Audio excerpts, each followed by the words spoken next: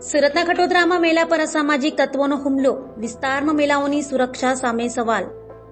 સુરતના Khatodara police station વિસ્તારમાં મહિલાઓ અસુરક્ષિત હોવાની ઘટના સામે આવી છે। ભટાર વિસ્તારમાં આવેલ સોમનાથ સોસાયટીમાં એક મહિલા પર 8-10 અસામાજિક તત્વોએ હુમલો કર્યો હતો। વિરામ ભરવાડ અને સુખ ભરવાડ નામના યુવકોએ હુમલો કર્યો હોવાનું કહેવાય છે। મહિલા પર આ પ્રકારનો હુમલો થવો કેટલું યોગ્ય છે તેવો સવાલ લોકો કરી રહ્યા છે। ખટોદરા વિસ્તારમાં મહિલા અસુરક્ષિત હોવાથી પોલીસની કામગીરી પર અનેક સવાલો ઉઠી રહ્યા છે।